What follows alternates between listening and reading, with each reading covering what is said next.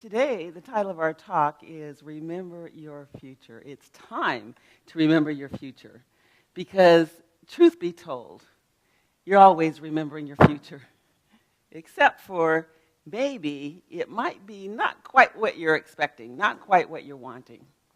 And so I want you to realize today that every thought that you think, every thought pattern that you create is your future. And so when you have a choice, let's choose to create it intentionally. So I thought I would get some extra points today, because this is my first time here, so I brought you guys a gift. So you glad? Yeah? Okay. And so the gift is, you might want to take out your pen and paper because you're going to have to take notes. This is class. This is teaching, okay? And so the gift is remembering how to move, and I say remembering because it's a matter of knowing, just being aware that you do it already. So it's a matter of moving from your past and all the stories that you've created about your past into your present and then bringing your future, welcoming your future to you, okay? And so I'm going to give you a very simple, very easy way to remember that. And I'll give you a warning. My husband helped me with this last night. And I went to Hobby Lobby, and I got some letters, and the letters spell out future. And I got those letters. These letters are kind of funky, but they were on sale, half off, just in case you were wondering. Okay? And so I asked my husband, I said, how am I going to make these stand up so they can see? And he came up with this great contraption. So I want to thank you, honey, for doing that. So the first letter, and you're going to have to play along with me, the first letter that we're going to talk about is the letter F, okay? So when you look at the letter F, what I want you to remember is in order to clear your path, to welcome your future in, I want you to realize that you've got to practice forgiveness. And some of you might have a little, forgiveness, forgive him. Are you kidding? Did you see what he did to me? Did you see what she did, she said? Okay, so let's get it clear, okay? The truth is, forgiveness really means you are giving up an idea, a thought pattern for something that's more empowering because you have the choice to do that. And so it's a change in paradigm, okay? In fact, Ernest Holmes says, forgiveness recognizes forgiveness recognizes what you thought your brother did to you has actually not occurred. It does not pardon sins, and remember in here we mean sins means missing the mark. So it says it does not pardon sins and make them real. Because when you actually think that something's wrong, what you're actually doing, I'm going to use Reverend David's words on this. He says you're actually concretizing it. In other words, you make it real. So whatever your thoughts are, what you're doing is you're pulling the energy from the universe, which is moving through your thoughts and words, and making a real thing about that, okay? And it sees there is no sin, no mistake. And in this view, are all of your sins, mistakes, forgiven?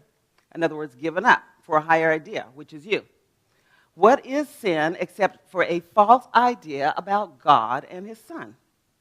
Forgiveness merely sees its falsity and therefore lets it go. What then is free to take place is now the will of God.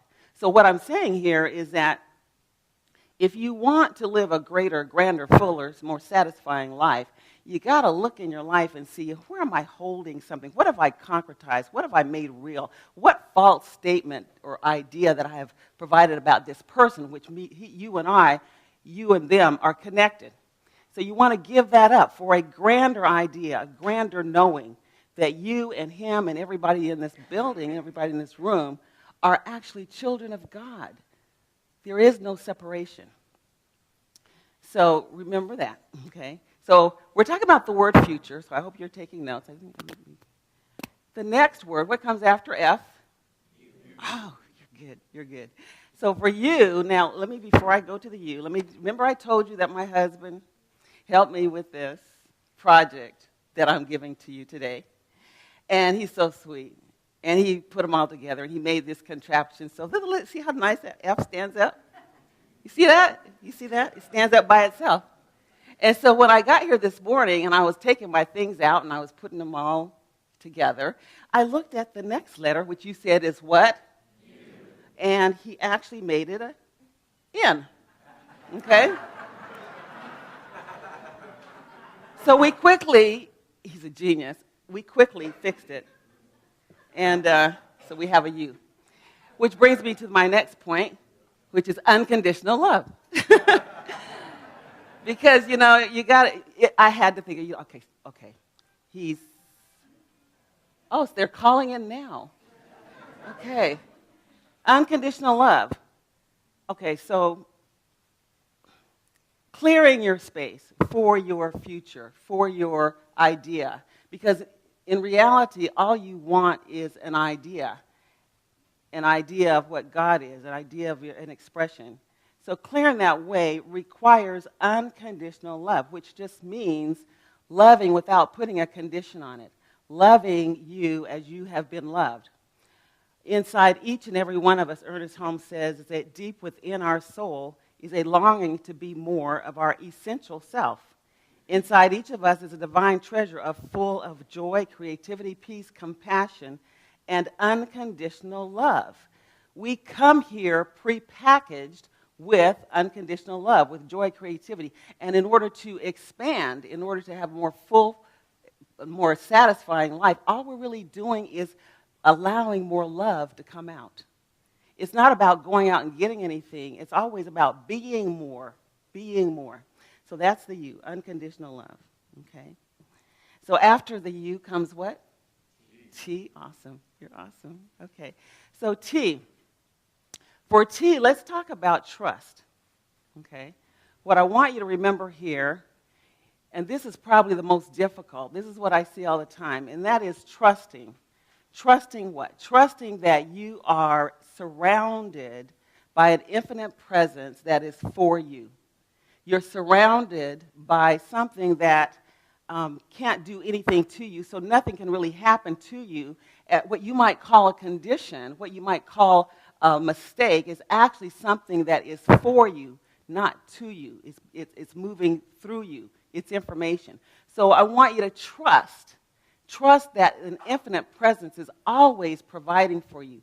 Trust that you're surrounded in it, that you're expressing it. All it wants to do is to express through me and express through you. So T is the word that we're going to remember for that. In Proverbs 3:35, verse 6, it says, trust in the Lord, and we call the Lord law. It's the same thing, interchanging words. Trust in the Lord with all of your heart, and lean not unto your own understanding. In all your ways submit to him, and he will direct your path. So if you realize that, forget your chatter about how it's supposed to be. Just trust. Trust in the Lord. It says, the highest attitude of mind from which all else springs is one of perfect calm and absolute trust in the Spirit. Ernest Holmes. Be still and know that I am God. I am God. So just trust that, okay? So the next one is what? No, you're wrong. It's in. Sorry. Okay. Okay, you. So you, on this one, what I want to talk about is uplifting.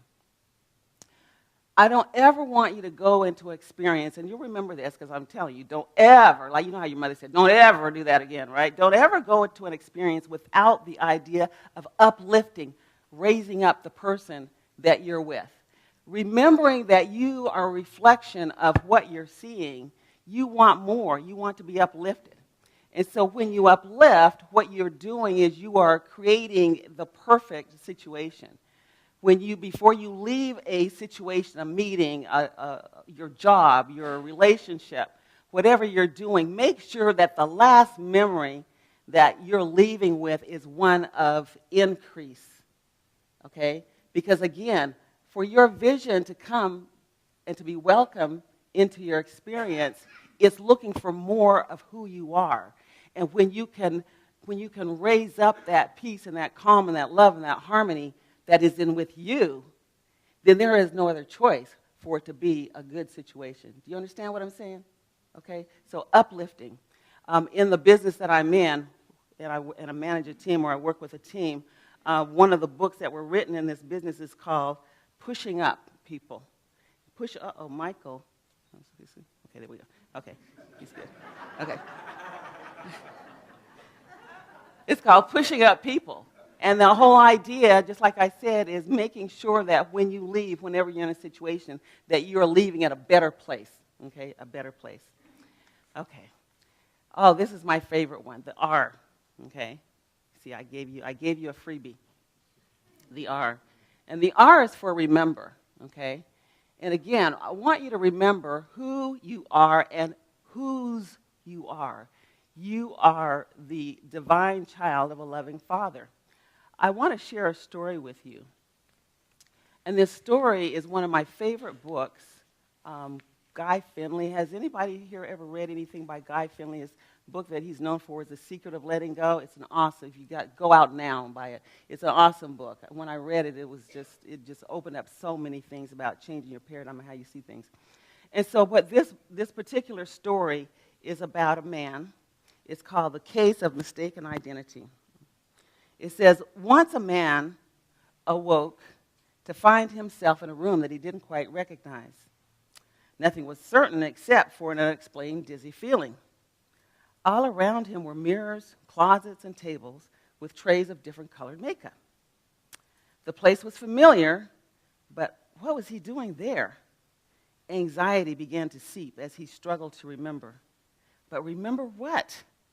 This was obviously the dressing room of a large playhouse. But what was his role? Each time he looked into the mirror, he felt a stab of pain because he wasn't quite sure who was looking back at him. He felt suddenly alone. Not knowing what else to do, he ran over and opened one of the closets. And inside, he found a stiffly pressed, well-decorated uniform that obviously belonged to a very important general. He liked the strength of its appearance. He liked the strength, and he said perhaps this was his costume.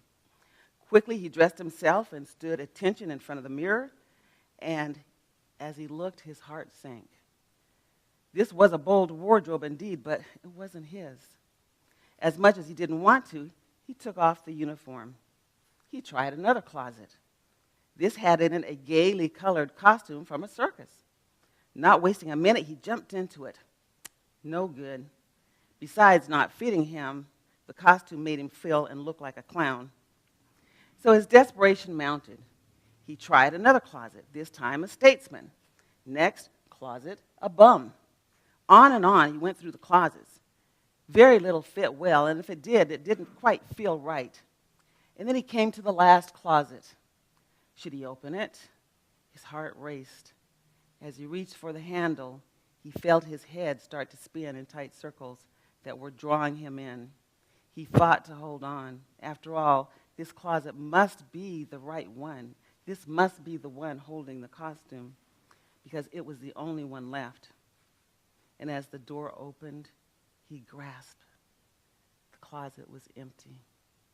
This was too much for him. He sagged to the floor. When he awoke, he looked up, and he was surrounded by people very concerned about him. There was a nice cool cloth on his forehead, and his head seemed to ache a little bit. People were asking him, "Are you okay? Are you okay?" Then for a split second, terror grasped him as he remembered looking in vain through all the closets. Just as quickly, a feeling of deep calm came and washed away the fear. The calm stayed. He remembered who he was. It all came back to him. Earlier that evening, while making his rounds, prior to opening the playhouse, he had slipped in the dressing room and bumped his head. The blow had made him temporarily and painfully forget that he was the owner of the theater, not one of the characters acting on his stage. This story teaches us that anxiety, self-doubt, and a host of other despairing inner states rush quickly to the spotlight and take over the stage, that we live without knowledge of the true identity of who we are. Once this high self-understanding is restored to us, the painful problems that are caused by its absence effortlessly disappear. Nervous fears about ourselves are replaced with self-command. And you know what? That's all that really happens to us, is that we forget who we are.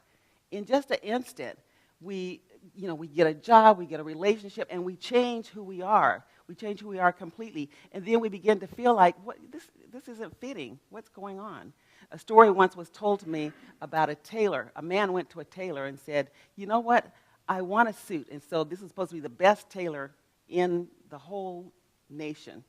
And so the tailor made the suit for him. He tried it on. And he says, okay, this is nice, but you know what? The sleeve is a little bit too long. The tailor said, well, just move your arm a little bit, can stretch it down, and then it'll fit. And he said, oh, okay.